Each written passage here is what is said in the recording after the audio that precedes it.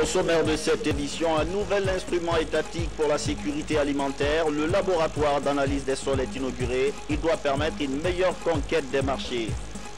L'OIT s'intéresse à la problématique de l'emploi jeune en Guinée. Une délégation a rencontré le ministre Damantan pour débattre du sujet et aborder la sécurité sanitaire au travail. Et puis le nouveau bataillon militaire Gangan devrait être déployé dans le nord du Mali très bientôt. Les militaires guinéens ont reçu le drapeau hier. Ils sont parés pour le maintien de la paix dans ce pays ami et frère. Voilà pour les titres.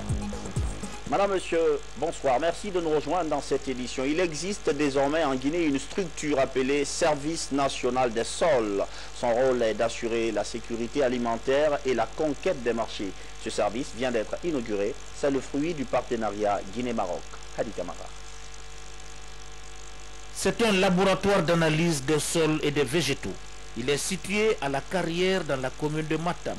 Le service national des sols, Sénasol en abrégé, est complètement rénové par le gouvernement guinéen et équipé par le royaume chérifien du Maroc. Ces équipements ultramodernes devraient permettre de déterminer l'aptitude actuelle et potentielle des terres. Nous n'aurions pas pensé qu'on aurait pu rendre ce bâtiment non seulement utilisable, mais équipé par des appareils de haute technologie pouvant répondre à ce défi que nous avions d'une meilleure connaissance de nos sols. La réhabilitation de ces installations va contribuer à accélérer le processus de développement agricole en Guinée à travers des analyses liées à la fertilité des sols. Malgré les contraintes imposées par l'épidémie Ebola. Enfin, est-il nécessaire de rappeler que le Royaume du Maroc est aux côtés de la République sœur de Guinée en toutes circonstances, Excellence Monsieur le Premier ministre, et notamment pour relever ensemble cet important défi que représente le développement agricole et qui constitue un facteur important de paix et de stabilité. Pour le Premier ministre chef du gouvernement, le développement du secteur agricole demeure une préoccupation majeure pour le professeur Alpha Condé. Je voudrais ici souligner que le développement du secteur agricole reste et demeure une préoccupation centrale pour le gouvernement guinéen au regard de son rôle prépondérant dans la croissance de l'économie nationale. C'est pourquoi je trouve opportun de rafraîchir les mémoires sur l'ampleur de la coopération technique dans le secteur agricole, spécifiquement dans certains domaines tels que, premièrement, l'élaboration de la carte de fertilité des sols pour permettre la mise au point de nouvelles formules d'engrais adaptées à la spécificité des sols et des filières en Guinée.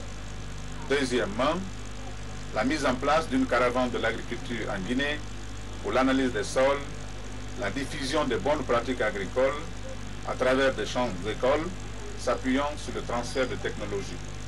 Troisièmement, enfin, le renforcement des capacités des cadres et acteurs du secteur agricole en matière d'innovation, en fertilisation et conseil agricole, ainsi que les visites d'échanges d'expériences entre les professionnels.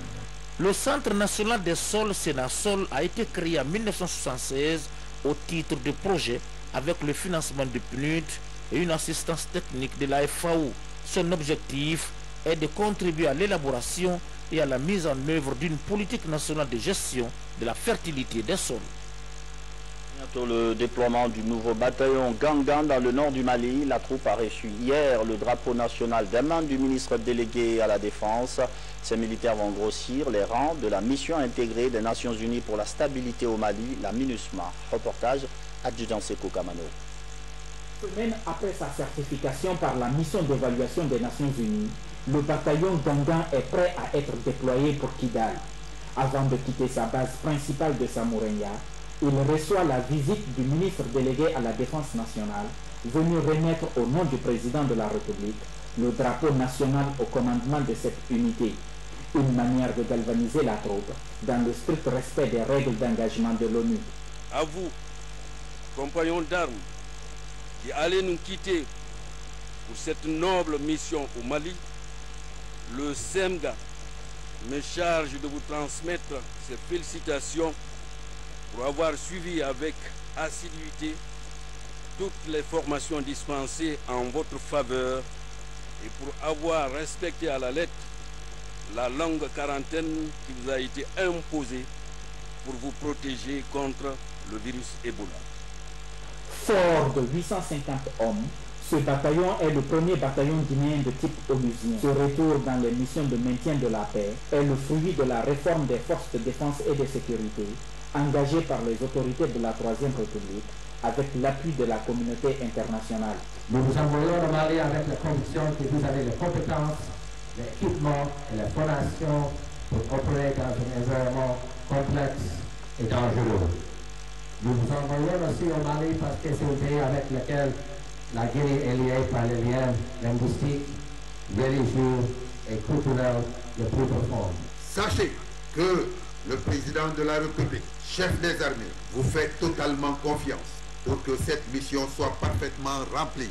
À travers le chef de l'État, c'est toute la nation guinéenne qui se rassemble derrière vous pour soutenir votre action au service de la paix et de la liberté. Dans les jours à venir, le reste de la force va être projeté dans les zones d'opération au nord Mali. Il y a toujours cet atelier préparatoire des forces de sécurité pour l'élaboration d'un avant-projet de loi sur le maintien d'ordre. Les résolutions seront soumises à l'Assemblée nationale. Demain, nous y reviendrons. La relance de l'économie guinéenne post-Ebola, comment s'y prendre? La question était au cœur hier d'une rencontre entre des cadres du ministère du Commerce et une délégation de l'USAID. Cette institution américaine réaffirme sa volonté d'accompagner la Guinée dans cette difficile épreuve. L'USAID promet de participer au renforcement des infrastructures de base de l'économie nationale. Saliouba, Sanguiran Camara. C'est une rencontre prometteuse, la relance de l'économie guinéenne après l'épidémie d'Ebola. Le directeur adjoint de l'USAID et le ministre de la Coopération échangent sur le redécollage économique de la Guinée post-Ebola.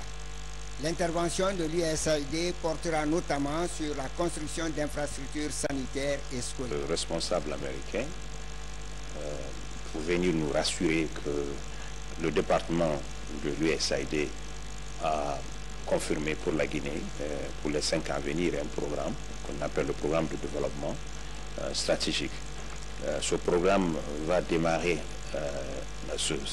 cette année, 2015 jusqu'à 2020. C'est un programme qui va nous permettre de bénéficier de l'assistance et l'appui de cette institution américaine dans d'autres domaines que la santé, la bonne gouvernance, et cette fois-ci l'agriculture, l'éducation et l'environnement. Durant sa visite en Guinée, Éric Postel va rencontrer les organisations non gouvernementales basées en Guinée. L'objectif est d'évaluer l'impact des interventions de son institution dans le développement de la Guinée. En 2006, l'USAID a signé un accord de subvention avec la Guinée pour un montant de 37 millions de dollars américains, destiné à la promotion de la gouvernance démocratique. Cet accord est revu à la hausse. Après la Guinée, l'émissaire de l'USAID va se rendre au Libéria et en Sierra Leone. Une autre délégation à Conakry, celle cette fois-ci du bureau régional de l'OIT, Organisation internationale du travail. Elle a eu hier une rencontre avec le ministre guinéen de l'Emploi, de l'enseignement technique et de la formation professionnelle. Au menu des discussions, la problématique de l'emploi jeune et la sécurité sanitaire au travail. Explication, Rose et Sowinam Pocho. À Conakry, la délégation régionale de l'Organisation internationale du travail pour l'Afrique n'est pas venue seule. Elle est accompagnée du secrétaire général des organisations patronales de l'Afrique de l'Ouest. Au menu des entretiens, s'enquérir de la problématique de l'emploi jeune, la sécurité au travail et la gestion de la crise post-Ebola. La raison d'être de notre présence, c'est d'apporter notre édifice à la relance des programmes post-Ebola. Et donc, nous le faisons bien sûr dans le cadre du système des Nations Unies. Et nous savons que la lutte persiste. Il faut que nous commençons déjà à travailler ensemble, tous les partenaires et le gouvernement de la Guinée. Et nos partenaires, je tiens à insister, nos partenaires du BIT, que sont des organisations des employeurs et des travailleurs. Et nous pensons que c'est un avantage comparatif dans la mesure où les employeurs et les travailleurs sont des acteurs de l'économie réelle et qui peuvent aider à relancer donc l'activité socio-économique. Depuis la déclaration de l'épidémie Ebola, plusieurs sociétés ont plié bagages, occasionnant la perte de plusieurs emplois, Des projets se sont vus arrêtés. Aujourd'hui, la maladie voit ses derniers moments. Mais faudrait-il encore redoubler beaucoup d'efforts à travers des mesures strictes? Cette visite de la directrice adjointe du bureau régional de l'OIT pour l'Afrique s'inscrit en droite ligne. Il s'agit pour le BIT de voir quelles interventions peuvent être faites pour permettre à la Guinée, dans le domaine de l'emploi, du travail, de la protection sociale, de retrouver ou d'acquérir de nouvelles possibilités, un nouvel élan dans la protection du droit des travailleurs, dans la promotion de l'emploi et de la protection sociale des différents secteurs professionnels en Guinée. Les tests d'application relatifs à la sécurité et à la santé au travail, le renforcement des capacités de la Caisse nationale de sécurité sociale, la sécurité sanitaire des entreprises, de nombreux espoirs sont projetés selon des analystes. Une étude d'extension de la mine de la CBG à Boké et Télimélé vient d'être validée. Ce projet permet de doubler la procédure dans les prochaines années. Le document a été soumis à l'appréciation du comité technique d'analyse environnementale. Le point avec Mamadou Alpha Baldé. L'environnement réunit des cadres de différents départements techniques pour se prononcer sur l'étude environnementale et sociale du projet d'extension de la mine de la CBG. Une étude menée par le cabinet EM. Elle prend en compte, selon les experts, tous les aspects environnementaux et sociaux. La portée du projet ou la portée de l'étude était sur l'ensemble du projet d'extension de la CBG, c'est-à-dire les 3 zones d'études aux alentours du secteur minier de Sangaredi, la voie ferrée ainsi que le port à Kamsar et l'usine de traitement. On regardait toutes les activités reliées à cette extension des activités. Alors, tout ce qui pouvait toucher à la voie ferrée, tout ce qui pouvait toucher à l'augmentation de la capacité à l'usine, ainsi qu'évidemment le défrichement et le territoire affecté dans le secteur minier. En tous les impacts environnementaux et les impacts sociaux, on a ce qu'on appelle un programme de gestion environnementale et sociale qui reprend l'ensemble des impacts et les mesures d'atténuation associées à ces différents impacts. Au cours d'une présentation devant les membres du comité technique d'analyse environnementale et le bureau guinéen d'études d'évaluation environnementale, les consultants du cabinet en charge des études ont expliqué le processus qui a abouti à ces résultats.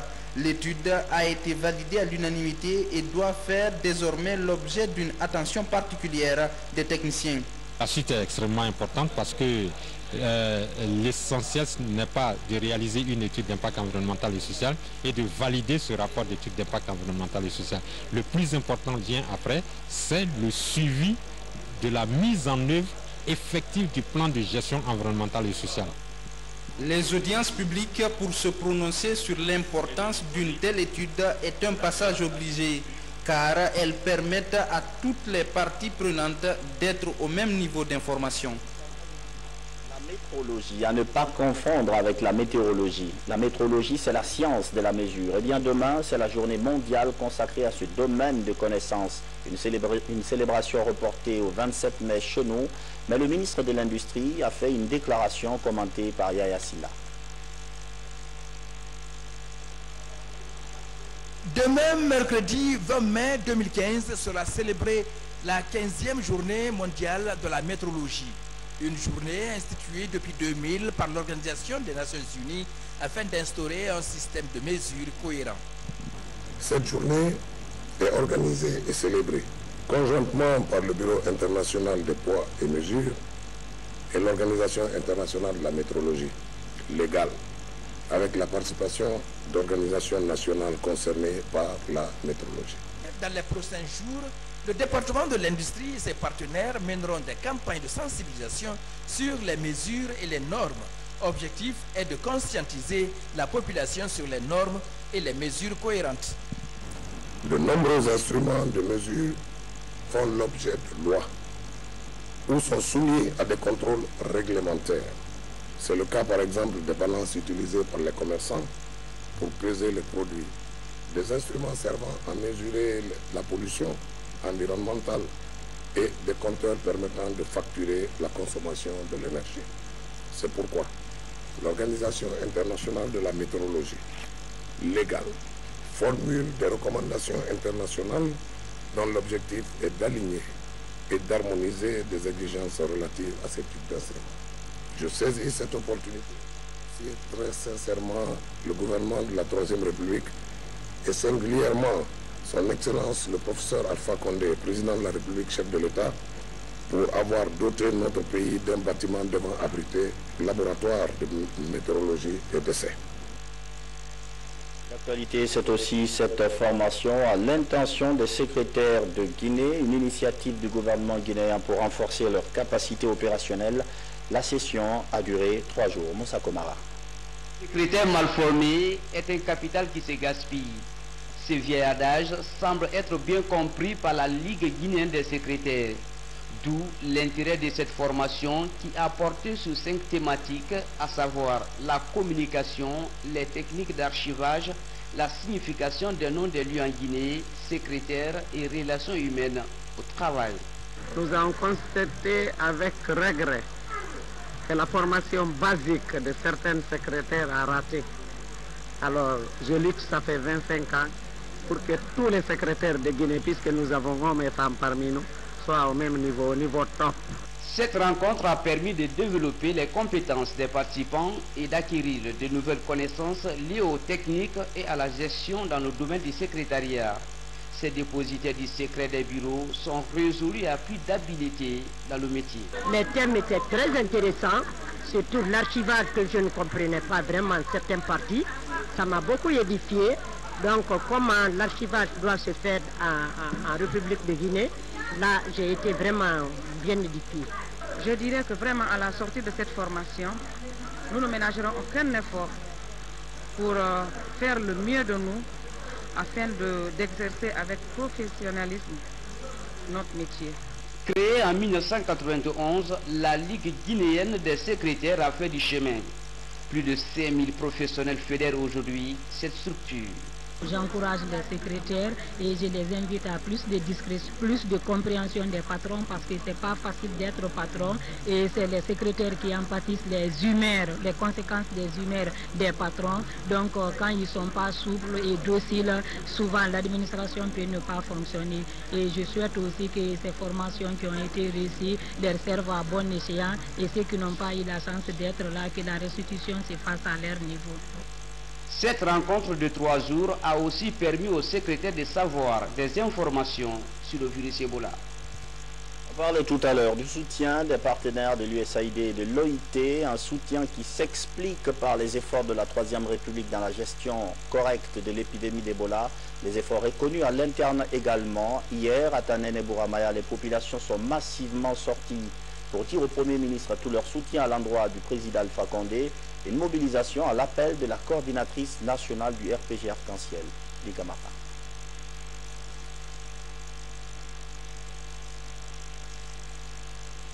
Ils sont venus de Bouramaya profond pour accueillir le Premier ministre, chef du gouvernement, ici à Tanene, dans la préfecture de Dubreka. Mohamed Seydou Fofana, en compagnie de la coordinatrice nationale du RPG Arc-en-Ciel et des députés de la Basse-Guinée, a eu droit à un bain de foule, signe fort de l'attachement indéfectible de cette population de Bouramaya aux idées de paix, de pardon et de progrès du professeur Alpha Condé, sentiment éloquemment exprimé ici par les différents intervenants.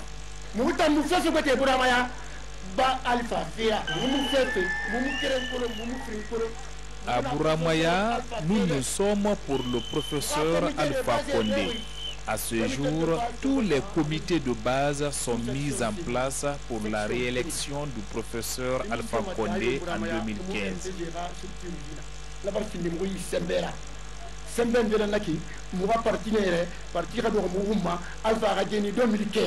Venir commémorer cette journée à Dubreka est pleine de sens, mais aussi, comme en 1991, un autre point de départ pour l'ultime combat de notre cher leader charismatique, le professeur Alpha Condé, premier président démocratiquement élu de la Guinée et auquel nous restons tous attachés et pour lequel nous souhaitons une réélection dès le premier tour de l'élection présidentielle du 11 octobre 2015 selon le chronogramme publié par la Commission électorale nationale indépendante, CENI.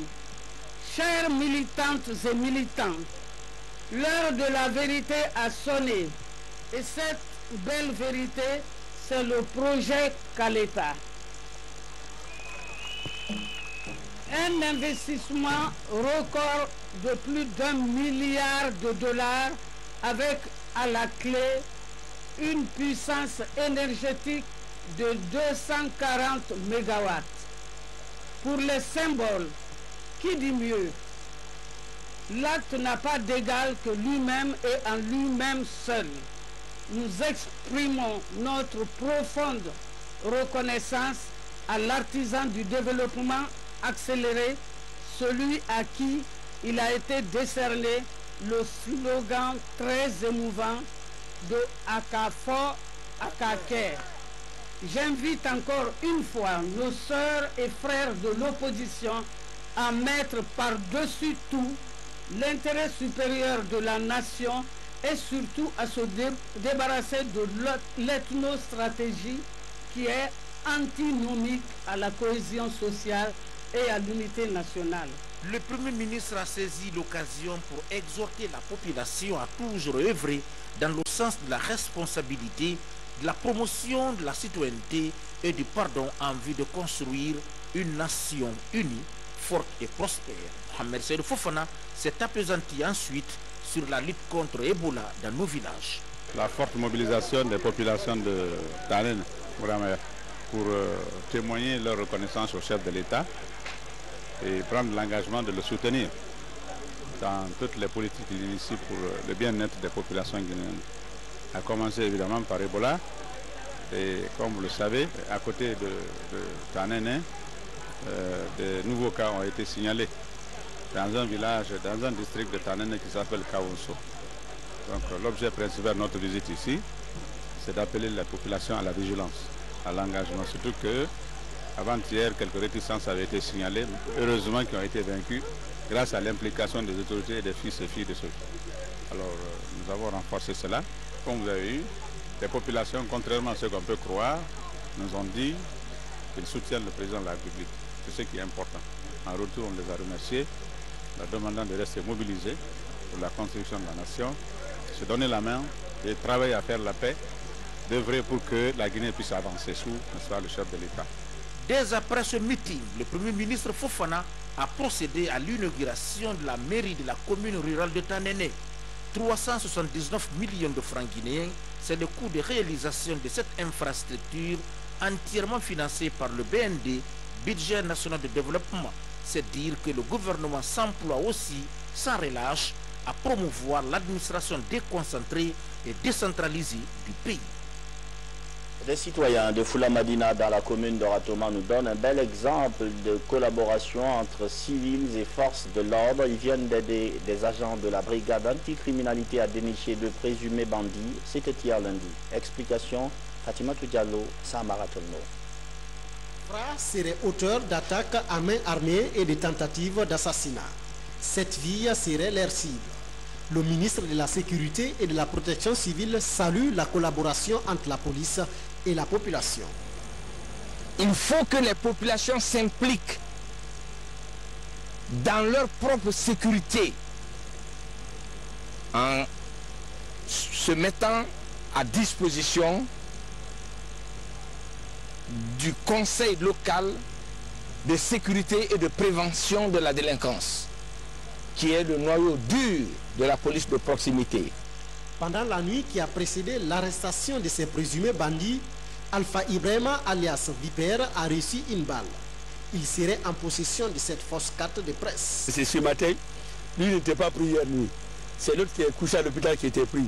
Mais grâce aux enfants du quartier ce matin, que lui il a été pris, il est parti. Encore, je crois que H a encore revoir si H était là, ou du moins si autre personne était là. Il a même failli donner la mort à ce petit-là, parce qu'avec le tas de lames qu'il avait, les paquets de lames qu'il avait, quand ils l'ont pourchassé, on dit finalement au voleur, il est parti se coincer quelque part avec les lames, pourrait maintenant déchirer la peau du petit en question. Donc franchement, la jeunesse est à remercier. Le cerveau de la bande est en cavale. Les autres membres sont déférés à la maison centrale en attendant leur jugement. Sport football, l'AS Kaloum prépare le match retour de la Coupe de la CAF. Le club guinéen avait été battu au match aller 2-0 par Orlando Pirates. Match retour qui s'annonce difficile mais pas impossible. L'association sportive de Kaloum a les ressources pour remporter la partie et se qualifier. Mamadou Yaya Diallo. C'est dans un stade presque vide et contre le cours du match que l'association sportive de Kaloum en jaune s'est faite surprendre par Orlando Pirates. Les visiteurs, avec 3 occasions de but, ont réussi à creuser un écart de 2 buts sans perdre de plume. L'entraîneur des Kaloumistes prend cette défaite avec philosophie. Sentiment de déception. De toutes les façons, s'ils ont mis 2 buts ici, on peut en mettre 3 là-bas, pourquoi pas. C'est le football et j'y crois fermement. Les gamins, ils ont compris qu'ils n'ont plus rien à perdre, d'accord. Ils doivent mettre le bleu de chauffe et aller chercher cette qualification-là. Parce que sur le compte télé du match, je pense qu'avec la place, ils ont un très bon gardien que pendant un état de grâce, ça nous coûte cher. Le manque de rigueur défensive et le manque de réalisme de l'ASK sont à l'origine de cette défaite. Le capitaine du club de la presqu'île de Kaloum le reconnaît. Une grande déception parce qu'on a joué à domicile et là on prend 2 buts. Je crois qu'on s'est rendu la tâche difficile par rapport à la qualification. Mais ils sont venus, ils ont marqué 2 buts ici. Il va falloir qu'on essaie de retravailler et aussi essayer de les mettre en difficulté en Afrique du Sud. Sur le plan du jeu, on n'a pas démérité. Malheureusement, on n'arrive pas à concrétiser les occasions. Le club sud-africain prend ainsi une grosse option qualificative à la phase de poule de la Coupe de la Confédération africaine de football avant le match retour. On garde la confiance parce que venir ici les battre 2-0, c'est pas quelque chose facile. Donc on les attend chez nous, on prépare le match. Comme on dit, les matchs on ne les gagne pas d'avance. Donc on va se préparer pour les attendre au match retour. Ce manque de réalisme de l'AS Kaloum relance le débat sur l'efficacité des attaquants guinéens. L'ASK devrait mettre son match retour à profit pour se réconcilier avec le public. Ce match retour, prévu le 6 juin prochain au stade de Soweto, s'annonce périlleux. On est prêt pour le 6 juin, on est confiant et on souhaite bonne chance au club de Kaloum. C'est la fin de cette édition d'information, merci de l'avoir suivi, bonsoir.